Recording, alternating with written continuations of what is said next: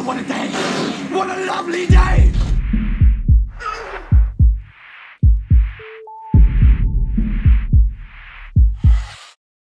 Welcome to Flat Earth Debate. I'm your host, Nathan Oakley, and if you're new to this channel, be sure to subscribe and hit the bell notification icon to keep up to date with the Flat Earth Debate. If you'd like to support this channel, there is a super chat that runs alongside each of these shows while they're live, and there's also a PayPal link in the info box below the video once it's rendered.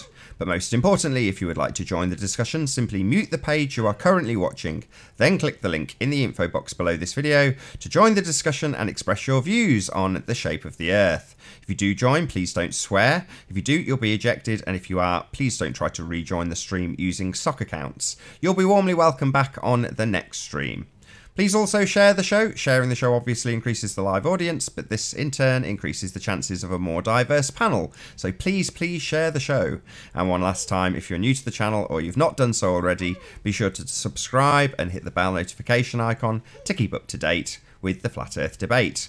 Now we are joined by Mark Doxy, Arwin, Ranty and Sleeping Warrior. Good to have you all. Good afternoon, gentlemen. Hola. Good afternoon. Hey Ranty. Hello. Hello. So, where were we? We're definitely not carrying on from yesterday. Housekeeping, let's do that. Yeah, let's do housekeeping. So, any signs of curvature? No. No. No. Any signs of axial rotation of the Earth-based variety, of course? Nope. There is a discussion that needs to happen, but I've invited Chris Monk to join the panel to tell us of precisely what it was that he accepted that made him consider that the Earth is spinning, and he's declined, which I found interesting. He doesn't want to do it, and his words were because he wants to remain neutral. He doesn't want to get involved in it anymore. He wants to be a renegade, which is respectable if truly is being a renegade is really your desire, which, you know, I get that some people do want to be renegade and other people don't, but he won't reveal the exact nature of the reasons for why he believes it's now spinning. He'll do it offline, but he'll not do it online, because part of it involves, in my opinion, outing somebody. And I don't want to stir the pot, but I do want it to be known that there is an issue with part of what he believes is the truth, and he doesn't want to go public with it. So it's like, So there is apparently the claim from axial rotation, but there's no evidence to support it, or if the evidence is not there, it's being held back by somebody for some reason. In any event, the answer, I suppose, is no. Right. Okay. So yeah, I've looked into that myself. I talked with Chris Monk. He showed me a couple of videos, and yeah, immediately it became apparent to me that the videos that he shared, despite all the claims, were just about as reliable as the big pendulum thing. I forget the name. Foucault pendulum. Hmm? The Foucault pendulum. Yeah, exactly. It was extremely unreliable. He showed basically a system where a gyroscope was attached to a plate that was floating on water, and that it was supposedly going to orient itself. But the guy doing that on camera was constantly fiddling with the floater. So he didn't leave it alone ever. So it's just not even longer than a minute. Was constantly fiddling around with it, with both videos he showed. So it seems just bad. It's bad. That's my conclusion. Well, I don't regard it as proof at all. Unless someone comes on and actually presents it. I mean, great. Obviously, we've had a fairly close association with Chris, and you know, if he wants to, as he puts it, remain renegade, you know, more power to him. You know, great. You know, if he comes on and presents it, then we'll challenge it. But at this point, I'm happy to leave it. You know, if no one's coming on and actually presenting that evidence that you and I have been presented by Chris in regards to axial rotation, you know, we've got no one to argue about with it, literally. So I'm happy for it to not be a consistent theme that we have to say every single show that we do housekeeping. Chris Monk has examples of axial rotation. I don't think he does, but if he wants to come on and present them, that's obviously up to him, and if he does, he'll obviously get his opportunity to do so in the same way anyone else would. All are welcome, including Chris. So I'm happy to move on Any signs of a self-perpetuating molten iron core? Paul Voigt claims that he's got evidence of this, but as of yet, he's yet to produce it. And I call bullshit. I don't think it exists. Anyone else? Nope. Right. What about signs of gravity? What goes up must come down. Yeah. But no signs of masses being attracted by other mass, nor the bending of space-time. Absolutely Anthony? neither of those. Anything from you? Any signs of gravity? No. What about a pressurized system next to a vacuum? Has anybody demonstrated that to any of the panel? Paul M. Scott Veach claims that. Well, he hasn't claimed. Well, I believe he's looking into finding access to a vacuum chamber, and with his contacts in NASA, I'm sure he probably could do this, and get into a spaceman's costume, and get pushed in there, pull the lever, and I'm kind of hoping that this happens because I'd like to see his eyeballs get sucked out of his head. You keep bringing this up, Riley, but that doesn't actually come even close to proving a pressurized system next to a vacuum. It has nothing to do with it, really. I know it's really fun to remind everyone about it, but... Well, it gives credibility to the idea that they could exist in space with spacewalks and all that kind of nonsense. Yeah, it's very, very indirect. It still doesn't prove a vacuum next to a pressurized system. Yeah, I had a brief chat with Mark Sargent recently after the George Netanyahu debacle, which will come up later on this show again. Its ugly head will rear itself. But yeah, he's absolutely prepared to put his neck on the line for this, as far as I can ascertain. I mean, he basically said those words, so I'm not even the slightest bit worried about saying it, because he's presumably, if he's as open with me about that, then he's going to presumably be the same with everybody. So yeah, Mark Sargent's well up for it. Great. Yep, Mark Sargent is a real entrepreneur. Right. What about? Oh, go on. I was going to say I wouldn't put Mark in first, though. Oh, I said exactly the same thing. As long as M. Scott Veach goes in first. Yeah, otherwise, if Mark goes in, then M. Scott Veach is probably going to decline after that.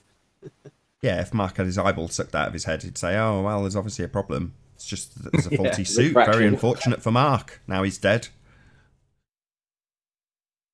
Whereas, yeah, if it was M. Scott Veach having his eyeball sucked out of his head, we'd just go, "Yeah, just as we suspected."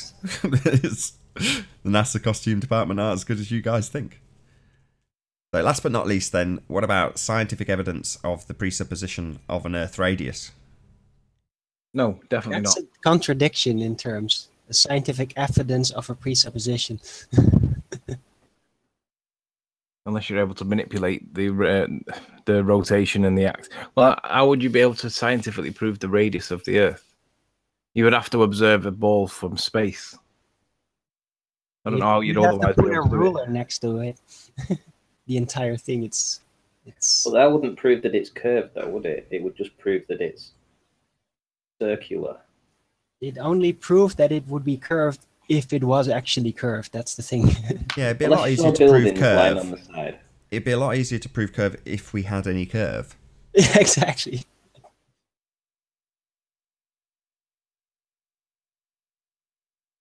We just don't see it. I think that They can't concludes. provide evidence for it either. So So I should have really asked Anthony We this got off. through housekeeping in the first 10 minutes. Yeah, man, that was pretty good. Anthony, I should have probably discussed this before we went live, but our last Skype conversation was left with the conclusion that a bit more research was required. Do you know if that's now been done? Are you referring to the existence of said post? Indeed. Yes, that has been done. We have it. Oh, really? Well, do you want let's just discuss that now then. Shall I give a bit of background? Is that cool to do by you? Let me find it first, because if I speak prematurely, give me 5 minutes. Come back to me in 5 minutes. I'm going to make sure that I actually have this information before we start talking about it. No worries. If I don't... I'll just change the subject. Yeah. No problem at all. So, Ranty, You've been Yes. before we went live. We were talking cameras. So, do you want to tell us a little bit about your plans for your P900 and a possible GoFundMe? Yeah, well, my P900 has. I've come to the realization after buying some infrared filters for it that there's actually an infrared blocker inside the camera that I need to dig out of it. So basically, I'm gonna reduce the value of the P900 by making it film in infrared. So by doing that, I'm going to open the camera up, take the filter out, put it all back together again, and then I'll be able to shoot in infrared. But of course, the value of the camera then will be reduced to next to nothing. And then I want to get a P1000, and enough people have suggested that I should try a GoFundMe. So I don't see why I shouldn't try and do that, because essentially I can't afford to spend £1,000 on it. But if other people are willing to chip in, then that would be very much appreciated.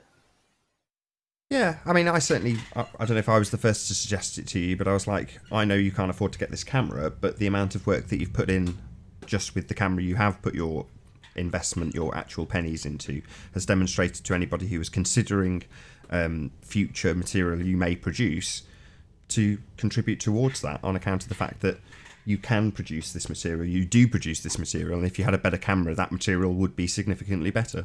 So, you know, I said it before, I'll say it happily on air, you know, I'll be the first contributor. If you set one up, I will contribute to it. Okay.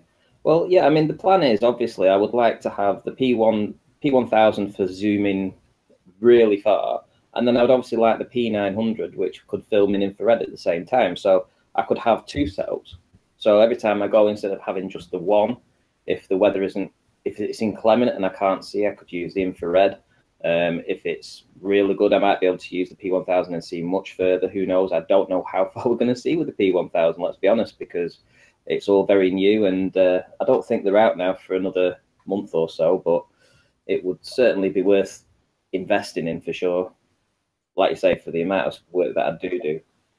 And I've never asked for a penny off anything before, so it's all been my own funds that have contributed to everything. I wouldn't be too concerned, you know, if you're e-begging for a camera, and to just be blatant about it. People will take the piss. It doesn't matter. Say, I don't care. Well, you know. The thing is, we've got people like, obviously, Mark Taylor saying I can't afford £1,000. Well, right now, I can't afford £1,000, let's be honest. I'm actually in the process of buying a house. I need every kind of money that I've got towards going for the deposit and paying solicitors, etc., etc. So there is no spare funds. In fact, I'm not going to have spare funds probably until about Christmas. So if people don't donate towards the camera, that's fine. I will eventually end up getting it myself around about Christmas time. I've just got other things that I need to spend my money on at the moment in the short term. And would you do the GoFundMe through a Facebook account? No, I think they do it through. Is it not just through GoFundMe? Yeah, just. I mean, I don't know, 'cause I've never done it, so. I only see them on Facebook. How does it work, Nathan? Just go to a site. The only GoFundMe I ever contributed to, in my memory, was the balloon launch that Globusters did a couple of years ago, and it just has GoFundMe website, and it just says input your credit card details, how much do you want to donate. It's just dead easy, but it's just a GoFundMe site, and you just presumably set it up. Probably only takes 10 minutes, I would imagine, Ranty. Okay. Go for it, Ranty. Go for it.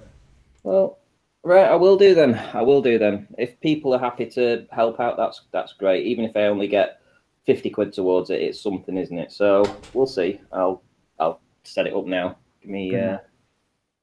Yep, set it up, and that first £1 will be from me. Right, no worries. Righto. Anthony, are you ready? Yeah. Okay, right. Do you need me to screen share? Please. Okay, you're up. Okay, so the other day we had the hangout with George Netanuk, and basically the issue that was concluded was that his reasons for contacting the board were nefarious. He was trying to cause the man harm in his real world based on his beliefs on something on the internet. Now, the issue is not that he was right or wrong. The issue is that this man decided to try and cause Brian hardship by trying to get his license revoked, which in his state does negate the ability for you to keep employment. If you lose your employment license or your thingy license, your surveying license, you can't have a job in his state, apparently. Now, I don't know whether that's true, not American, but that is what I was told.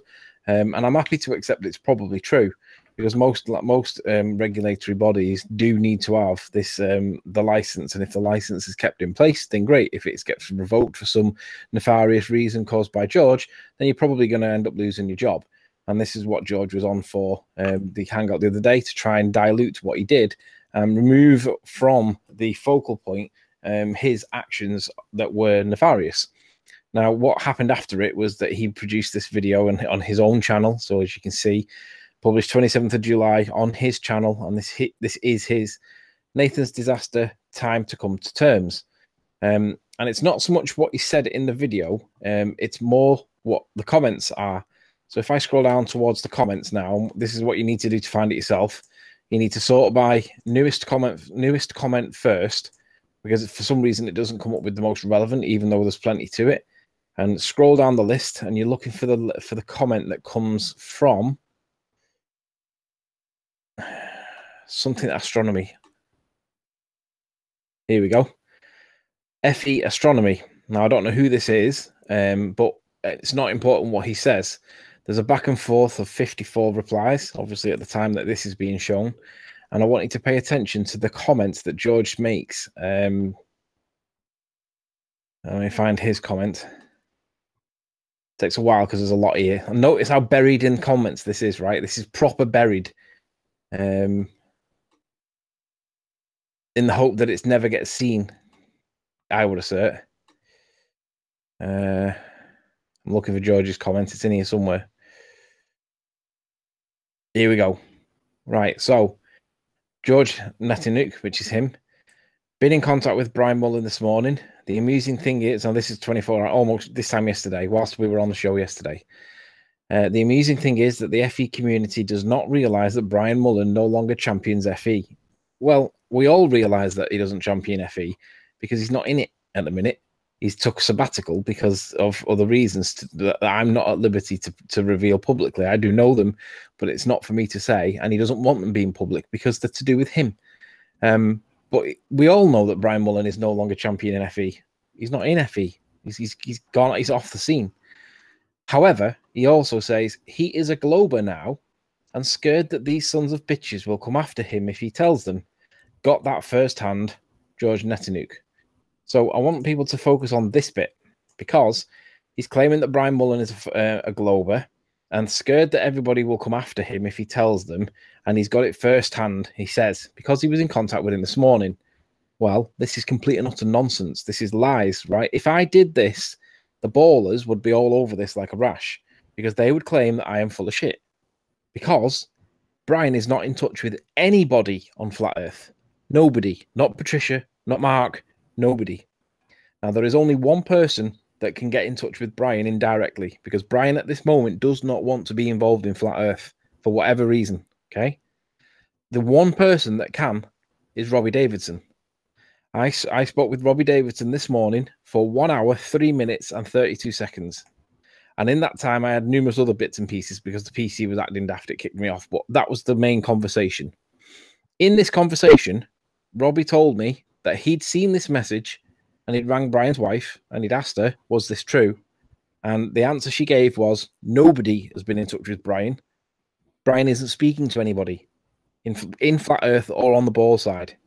And if there was anybody if there was anybody to converse with Brian, it certainly wouldn't be this guy, the guy that tried to cause trouble for him. So this is complete and utter lies from Brian's wife through Robbie Davidson. Now, right at this moment in time, Robbie's been in bed for 2 hours. I could call him and get him out of bed, but I'm not planning on doing because the guy's asleep because of the time of the day it is for him at the minute. He was up late last night, but he's told me that I can cite his name as the authority for speaking to Brian Mullen's wife, checking whether this sentence is true. George Netanuk did not contact Brian Mullen the day that he says he did, or any other day. Brian is not in contact with anybody on Flat Earth directly.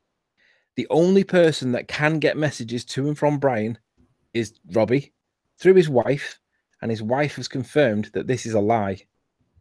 Now, yeah, okay, it's hearsay evidence, it's third-party evidence. But if I wanted to, I could ring Robbie right now and get him to speak and tell you himself that he spoke to his wife. But the point is this: he's claiming to have been in touch with Brian Mullen this morning. That is a lie. That did not happen. He's claiming that Brian Mullen is a Glober. That is a lie. That is not true. And let's be honest. I mean, I'm on the fence. I'm not on the fence. I believe that the Earth's not a sphere, but I'm open to the fact that it could be something different. Like it could be at times spherical, because I have seen evidence that supports that it could be, right? However, I don't think it is. Just before you move on, before you move on to the flat earthy bit. So just to back up what you've said, because I was also on that phone call at various stages with Robbie, who obviously is quite, not, I don't want to say upset, but, you know, maybe upset is the right word, but annoyed, because I assume that George has assumed that nobody was in touch with Brian and doesn't realise that Robbie Davidson and Brian co-produced Scientism Exposed. So, you know, to assert that somebody who's worked very closely with a very close, still to this day, family member of the man who he's saying he has got in touch with and is no longer on the Flat Earth side is preposterous. Like I say, it's the co-producer of Scientism Exposed 1 and 2. You know, huge projects that, you know, Robbie and Brian worked together on. So you're not talking about somebody that's just completely lost touch. You know, Brian is out of touch at the moment. However, you know, it's Robbie Davidson has kept in close touch with his family, and indirectly with Brian. So it's not like nobody's in any contact. He hasn't disappeared off the face of the planet. Excuse my terminology. But yeah, so to assume that nobody knows or would figure out that this is an absolute, blatant, outright lie, he's just buried it, like you say, in this comment stream to just have one over on whoever he's debating in this comment thread. And it's nothing more than a lie. It's just an outright lie. He has not been in touch with Brian. Whatsoever. None at all. He did not speak to Brian Mullen that day or any day. He has not left Flat Earth. He's took sabbatical. He's concentrating on his life. He is not a Glober, and he is certainly not scared of these sons of bitches, whoever he's referring to, which I can only assume is Flat Earthers. Because if I was to jump ship, I wouldn't be scared of anybody in Flat Earth at all. Chris Monk seems to have jumped ship. He's not scared of anybody in Flat Earth. So why would anybody think that these sons of bitches, being Flat Earthers, would be anything other than, well, we've all got the right to choose, right? And that's exactly what would happen if that was actually true. Nobody in Flat Earth would give me any trouble, or Chris Monk, or anybody else, because everybody in Flat Earth realizes it's a choice. You decide based on your own merits of your own, however you evaluate your own evidence, right? Anyway, so he claims he's got this firsthand. This is complete and utter lies. So my question is, what are you ballers going to do about this? Because if you guys push for the evidence, I can and will cite Robbie Davidson, and we'll get him on a hangout, and he will vouch for it and prove the phone call to his Brian's wife by proving date and time for it, and we can prove that this conversation did take place. And Robbie will vouch for the fact that Brian Mullen was not contacted by George Netanuk yesterday, and there were no conversations. He hasn't left Flat Earth. He's not a Glober, and he isn't scared of anybody. Now, my question is this. What are the Globers going to do about this? Because if this was me, they'd be all over it. But because it's George, nobody will say anything. It'll be swept under the mat, forgotten about. But is that honest? Is that intellectually honest for you ballers? So I'm calling out George Netanuk right now, and I'm calling out every single baller. So Huey Rolfe and all them idiots that belong in Earth Discussions 2.0. Anybody that has any associations with George Netanuk, I want you to all stand up for George and tell me what a great guy he is on the back of this. Now, further, I want you to read this. Mr. Kozlowski, this is the guy that soundly claims is blah, blah, this and blah, blah, that. George, that's very interesting to hear. Will you be able to say more? Do you think Brian will come forward to say more? He was in my Facebook group for a good while now. I think he was making some progress in our exchange while surveying da-da-da-da. Then he vanished. Now, notice that the question was, will you be able to say more? And George then does not answer this question at all. Writing a false equation about da-da-da-da, the solution becomes very difficult. This is all shop talk. There's no need to include items with significant amount da-da-da. You don't need to account for the effects that Pluto has on the moons, da-da-da.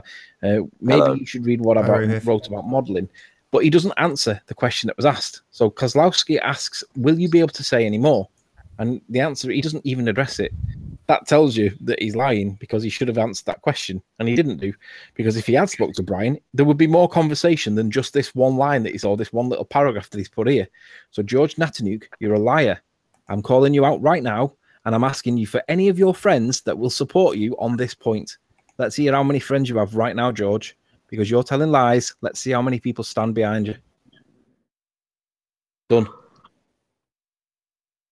Hello, Ruhif. Hello. Is that Owen? Oh, my camera's on. Whoops. Bloody hell, Rue, if you're not going to come in and vouch for George Natanouk, are you? Oh, I really don't care for drama, so whatever. You don't care for drama? Come on, Rue, if you love a bit of drama. Yeah.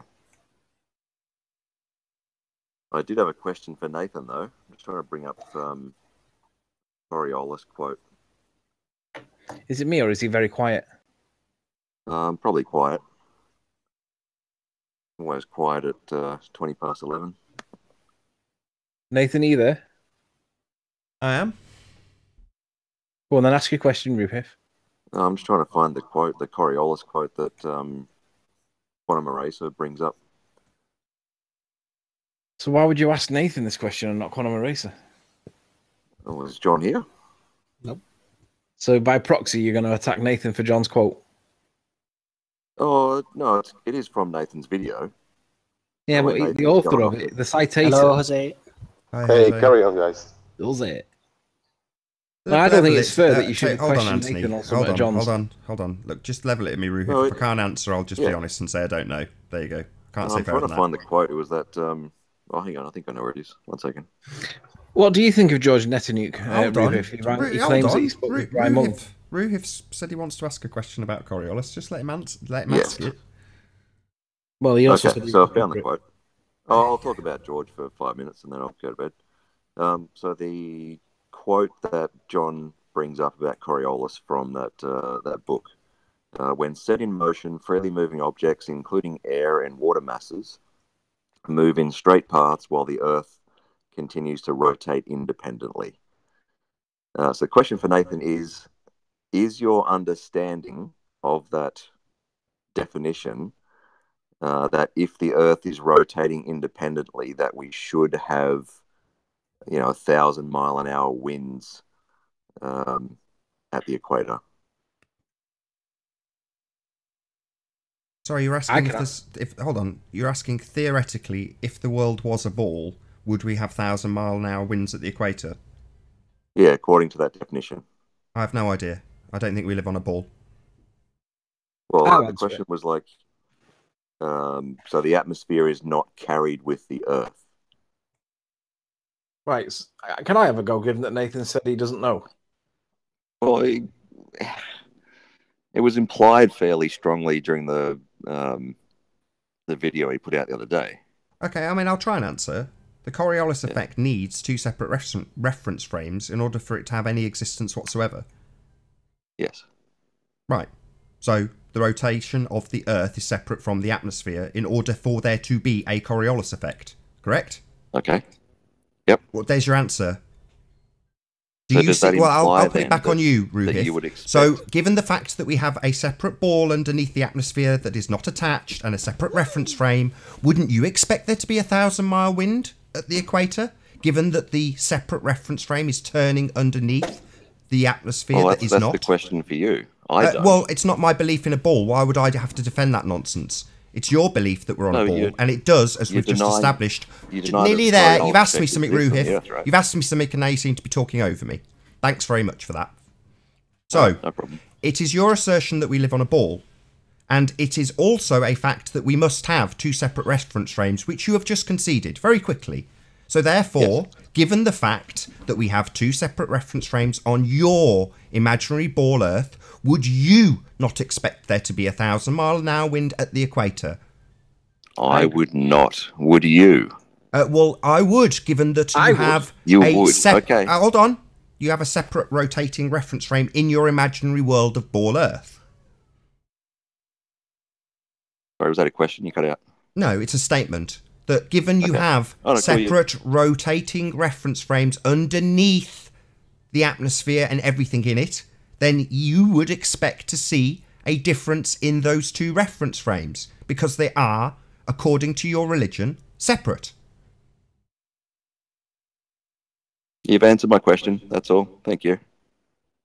So why isn't there a 1,000-mile-an-hour wind at the equator then, Ruhif? I'll make a video about it now that you've confirmed on air that you would expect 1,000-mile-an-hour wind. What a coward. Go on, Ruif, run. You go. Sorry, why isn't there a 1,000-mile-an-hour wind there, given that you have two separate reference frames rotating? I'll make a video. I'm enjoying making videos. Well, can't you just give me an answer now?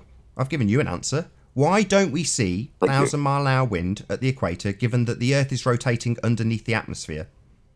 It's very simple, and I'll explain it in a video. Just explain it now. You're on air now. Hold on, Arwin. Hold on. You're on air now. You've got an audience. You've joined to ask me some gotcha question. Now, I've turned it around because it's not my gotcha question. Well, it's not my belief. Why? Who cares what I think about your religion and your belief about spinning ball Earth? Who cares? Now, I'm pointing out that you have conceded immediately that there are two separate reference frames, contrary to, hold on, many separate occasions where you have asserted, Ruhif, that it's velcroed to the Earth. That's not exactly what I've asserted. Do you want me to go and dig it out and do like I did last time when we caught you lying? You have asserted, Ruhif, that the atmosphere is attached to the Earth. Now, on this show, you have conceded that they are separate reference frames. Why are you contradicting yourself? Excuse me, don't talk over me, Ruhif. Why are you contradicting yourself? Good night. Oh, you're going to run away? Good dog. Yeah, sod off with your contradictions and your doublespeak and your Earth turning underneath an atmosphere that doesn't, and the no 1,000-mile-an-hour wind, because the Earth doesn't turn, Ruhif. I know you're too cowardice to actually stay and address your own question about your own religion that you've just contradicted yourself on, but you have asserted on many occasions that the atmosphere is attached. Now, on this show, you have contradicted yourself and said that they are separate. So why the contradiction, Ruhif? Why would you run away when I point out this contradiction? Is it because you have cognitive dissonance? Is it because your belief doesn't match reality? Is it because we don't have 1,000-mile-an-hour winds at the equator in your separate reference frames? Is that why? I would believe so. Because the Coriolis effect doesn't support your belief at all. If we had one, we would see things like 1,000-mile-an-hour winds, not winds in all directions, because they're separate reference frames. Contrary to what you have asserted on countless occasions, Ruhif, despite your slight hesitation when I asked you why the contradiction. Maybe I should edit out yet another lie from Ruhif, see if we can compile a little list of Ruhif's lies.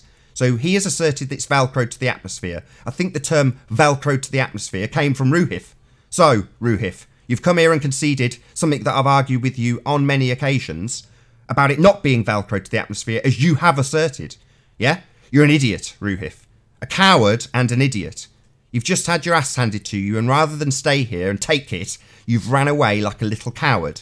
So, coward, why the contradiction? Why have you asserted that the Earth is carried, the atmosphere is carried with the Earth, and then on this show declared that they are not, that they are separate? I want to know why, Ruhif. I'll make a video about your contradiction.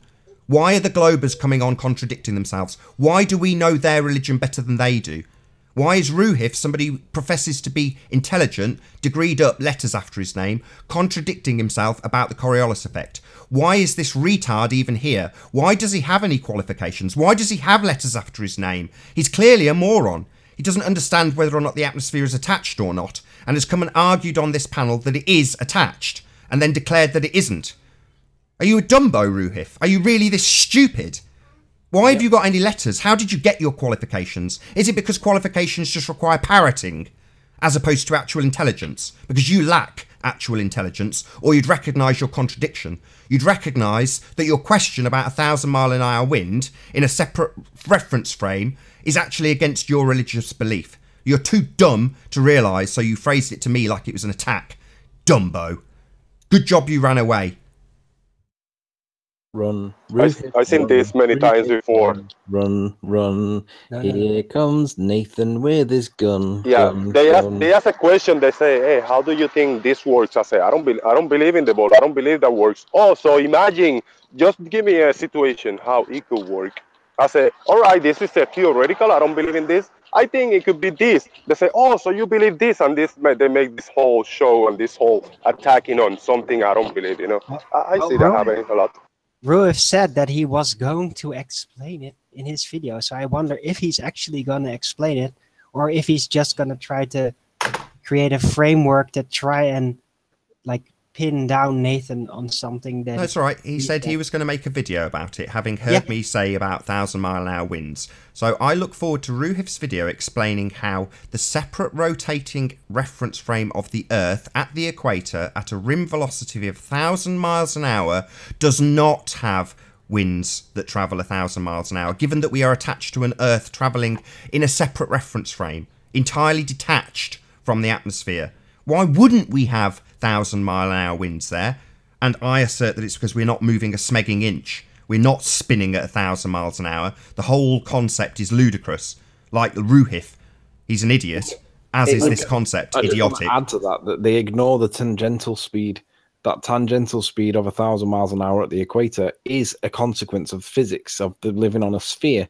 The bigger the ball, and you don't even have to spin very fast. It's like the center hub of a wheel on a bike.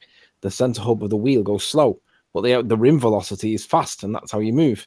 Well, the bigger the circle, the slower the hub can go before it doesn't have to go fast for it to create huge tangential speed or a rim velocity. And they ignore that in their physics because it doesn't suit, and they hope that we don't dwell on it. But it is true. The rim velocity is the reason why we're not spinning. Well, one other thing, it's not actually the wind that would be moving. It would be yourself would be moving into the wind. Yeah. So as the Earth would be moving, you'd be moving with it. So if it's essentially like standing up on top of a train and facing the wind as you go through as you sat on the top of the train, or sticking your head out of the window of a car. But of course, you can only go about 80, 90 miles an hour in a car, not 1,000 miles an hour. So it would take your face off, wouldn't it? Let's be honest.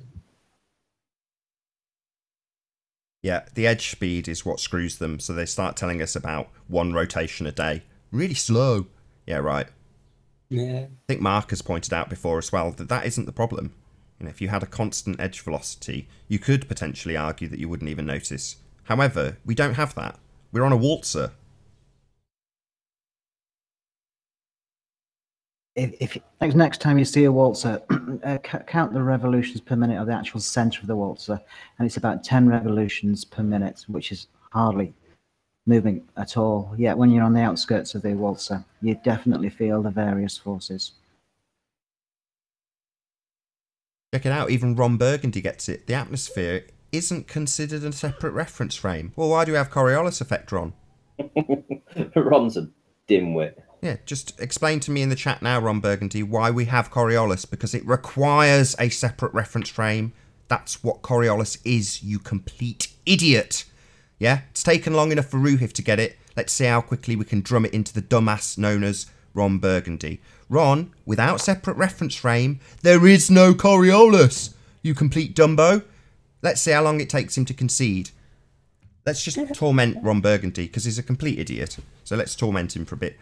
Do you understand, Ron, that without separate reference frames, there is no Coriolis? Do you understand that? I don't think they do understand it. Not just Ron, I don't think any of them get it. Well, they're all stupid, like Ruhif, who asserts that, well, the atmosphere is carried along. Oh, really, Ruhif? Well, why do we have Coriolis effect then? Oh, well, because it's attached. Well, then we don't have Coriolis. Oh, we do have Coriolis. Well, no, we don't. Not if they're attached. It's got to be a separate reference frame. I.e. the Earth turns underneath the atmosphere. Separate, not attached. Like Ruhif just conceded. Do you understand that? Is Ruhif smarter than you, Ron Burgundy? I don't think he's smart. I think he's as stupid as you, as demonstrated in this chat and on this show, and on multiple occasions where Ruhif has asserted that they're attached, because he's thick. Strip his letters off him. Whoever gave him his letters, strip them off him. He's thick. Their argument to this is the atmosphere has slippage with it, in that it's a friction material. Now, technically, it is a friction material, but it's a minuscule effect. There is a thing called air resistance, and that does create a friction. However, the effect that it has on a slow moving object, which if they say it's so slow that you can't detect it, and it's constant, you can't detect it. it's literally like a couple of centimeters above the surface of the Earth would be the only point that you could get any element of slippage. But anything beyond that point, it's not in contact with it. Sorry, friction only functions like against non-gases when a solid, non-flexible material is basically contacting the air. And then it's only on that surface that is where the friction takes place, because air is just turbulent, so it's free flowing. If air could be used as a friction material, we would never need brake pads. You could use the air as the friction material to stop your car. Essentially, that's what you have to argue if you're going to argue that air is a friction material. Now, technically, it's like when they argue that pure water is an insulator. Well, technically, it's not. It is a strong insulator, but you can pass a current through it. You just need a lot of voltage. We see that with lightning, for example. But to say that it's an insulator technically is not actually true. Hi, Travis. What? Hey, guys. Good morning. Yo. Yeah, So, I believe you, Riley. Pure water is definitely not as strong as insulator as, for example, rubber. It is an insulator, but it's not an absolute insulator. It's not. It will pass a current through it. You just need to pass a lot of voltage through it for it to work. But it does do it, and it's comparable to that argument. Yes, it is technically an insulator, but it's not absolute. Well, the atmosphere technically is a resistant material. There is a resistive effect on it, but the effect of it is minuscule, right? And it only works a couple of centimeters above the surface. Let's just put it another way. Insulation is not an absolute yes or no. It is basically a gradient. Correct. So there is a percentage of how much a material will insulate in relation to its thickness and in relation to the total tension attempting to pass through it. And there's simply a gradient at it. So when Ruhif does his video, I hope Ruhif puts everything into scale and context correctly and show how much of an effect that this slippage will have, because it has nothing almost.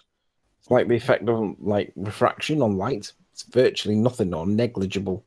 Yeah, so make sure you put scale in there, Ruhif, or the next video will be Ruhif can't scale. I'll point him in the direction of wind tunnel tests on cars, where they show that the air travelling very close to the surface of the car is indeed affected. Yeah, it catches its friction. Yeah? But correct. The higher you go, within a few inches, you start to have less of an effect. And then when you get it a metre above the car, there's almost no effect. It's amazing. Correct. So, yeah, I'd like that explained. But most importantly, at the start of Ruhif, the dumbass who shouldn't have any letters after his name and contradicts himself because he doesn't understand the Coriolis effect, I'd like him to explain first the contradiction, because that will be my following video, Ruhif. It will be me showing you on multiple occasions saying the air's attached, the air's attached, the air's attached, and then on this video saying, yeah, they're separate, yeah, like it's something that you knew all along, which you didn't, because you're dumb. What makes you think Ruhif has letters after his name? Whatever. He claims to be intelligent, alludes to being intelligent, but is actually dumb. If he does have letters after his name, he shouldn't. He's an idiot. Can you put me on screen share, Nath? I would like to ask the audience something. You can. Go ahead, Ranty, you're up. Perfect. Well, my kid's very excited about it. This is an experiment that I've got. I say an experiment. It's basically a test that I want to try and perform using Nathan and Anthony. And we have a 3.16 mile stretch between this location on Coniston Lake here and this far corner here. So what I was thinking is, if we stick Nathan in the middle and me and Anthony at each end, and we've got a 3 mile stretch along this lake, what we can do, if I build something like this, so I've got 3 posts with like a scabbard type thing that you could dig into the ground when you come to the water. So if I just could put a rectangle in, so imagine that this is the water line here, and we each jab it into the water, and we've got these little ring posts that are on the top of each of these posts. So Nathan's in the middle. This is Nathan here. So there's me, there's Anthony, and me and Anthony have got a P900 each, and we've got a light each. We stick our lights behind this circle, behind this one here, and if we can put a line directly, if we can see directly through the center of the middle one, and then Anthony can see going the other way as well, then we've got a valid test there, proving that there is no curvature, because essentially we'll be working on a lake. So if we did it as a real-time video, shot it live, and we each had a camera that we could show how far we was digging into the ground, etc., where they were on the water, I think this would be a valid test. And I know that you're up for it, Nathan and Anthony. So if there's anything that the audience would like to add, if there's anything that they could see that would be a failure with doing this test, I'd like to know. I'm almost certain that 100% of the people in the audience will be totally behind this and have absolutely nothing but praise. I hope so. It's something I definitely wanted to do, and I think if we all did it, you know, basically it would be down to you, Nathan, just moving into line. As long as me and Anthony have got a clear line of sight to each other, it would just be a case of you moving into position and attaching the middle post to water height, where the scabbard would go in, and then we just have to see if we can see each other through the center hole. Because I think this should be a 4-foot drop or something. So, you know, if you lived on a curve, so this one would be down to here, basically. So we would never be able to line it up. And what distance is it roughly? 3.16 miles. Is this any similar to what Jaren did? Yeah, that's where I got the idea. But he wanted to drill the holes as he was going along. Yeah. And I always thought that would be too much trouble. I thought if I built 3 of these contraptions to the exact specifications, and then we each, as long as we put them in at water height, you know, the height of the lake, right next to it, and they go in at the water height, then they should all be lined up perfectly to water level. And then we just need to... There was something I meant to, not to throw a cat amongst the pigeons. Yep. I hope he watches this show. I know he watches the show periodically, but I hope he watches this particular show, and that would be Fepe Perth, who is or had been following along when we were discussing perspective in great detail and depth. And one of the things that he noted, which is also the debunking to the Bedford level, row bottom basically, is to say that in order to, and this will sound familiar, in order to get these to line up, you would have to actually angle your camera down, because the angle is narrowing at an angle, right? The horizon's rising and the top is coming down. Well, if you had this completely level, the assumption on a flat earth, which is where Slice Sparkane's point was actually valid, you've got the assumption that it would just stay in a straight line. But Fepe Perth asserts differently and says that you wouldn't actually have it in a perfectly straight line. It would start to dip down. So based on that, I'm hoping at some point I can get in touch with him, and he can give us some insight into how best to do this, and what the whys and wherefores are based on perspective. Now, I know we've discussed perspective in great detail, but I'm not going to profess that we're experts. This is something that is as new to us as it is to many of the members of the audience. So it's, you know, us on the back foot in many ways, because we're arguing from a position of ignorance. We're discovering this as we go along, and nobody would ever disagree with that. Well, I hope none of the panel will now disagree completely and go, I know everything about perspective, because I don't think we do. That's the whole point of this. It's a journey of discovery between us and the audience. It's very exciting, or at least I think it is.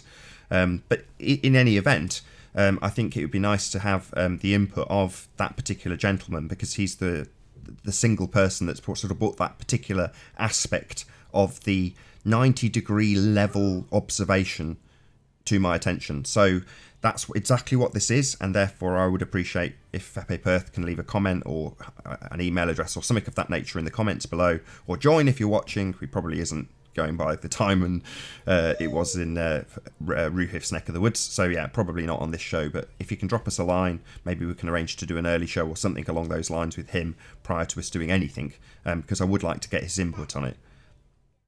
I was also thinking that if on this last one, this is, imagine if I put a light behind it. So we've got a light behind it, but imagine if I encase this in a box. So it's like in a box.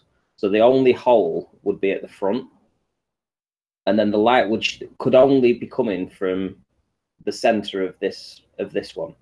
So if you had a great big light in here somehow, and we was able to see it, you couldn't argue that it was light from above or down. It could only be coming out of the center of the hole.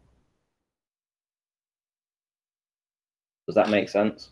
You would need some sort of focusing, because if you stick your eye up to any ring, you see almost the whole world through it, don't you? There is a problem though, Ranty. What's that? Whatever the results, it will be cited by ballers that they are subject to refraction, bendy light nonsense, and it'll be the same application as what happened in the Bedford Levels experiment by Wallace. And of course, we all know that Wallace claimed a victory to which he was not entitled. He claimed that refraction was the explanation, and it's in line with refraction, and completely and utterly couldn't prove it, but claimed that it was true, and therefore everybody just accepted that it was true. And we all know that that's not true. But that's what they will say. How would it work about using a laser then? Light refracts. They'll still say it. I don't know. I think it's worth testing. Definitely, and then improving on it. Find out how I think they'll argue refraction no matter what, though. Well, the fishing line is I think the best one.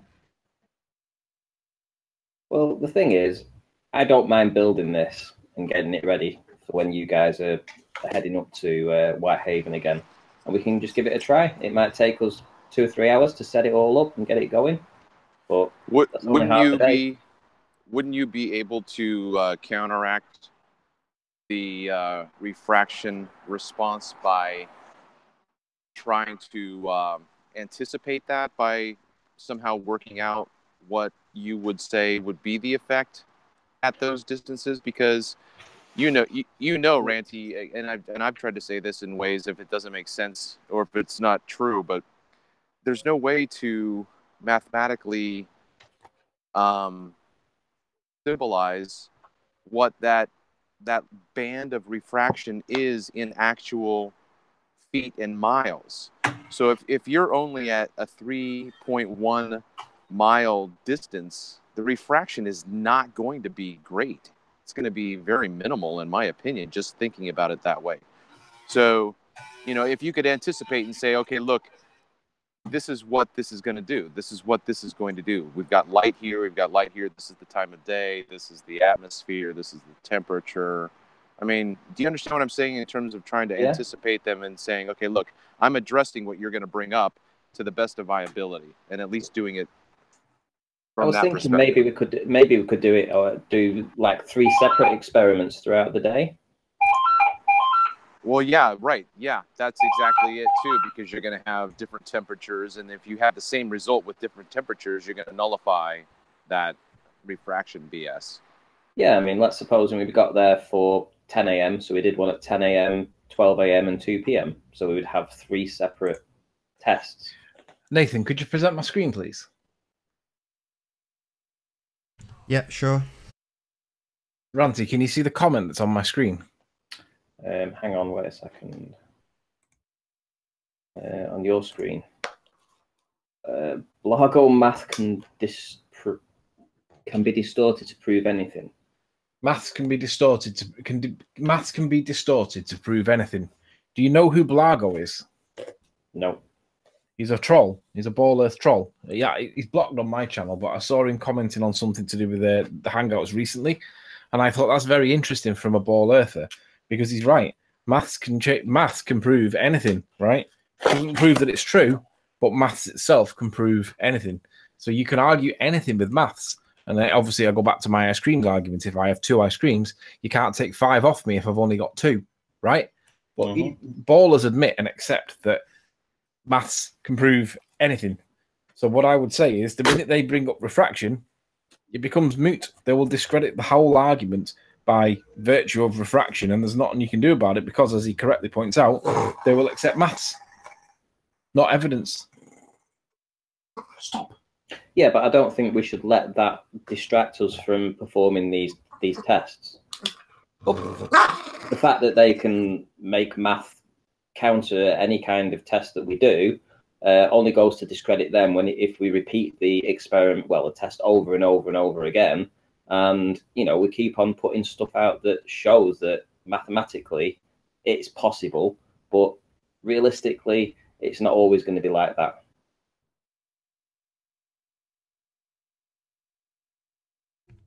And with that, I'm going to say first and foremost a huge, massive, enormous thank you to all of the live audience for tuning in and hopefully sharing this debate.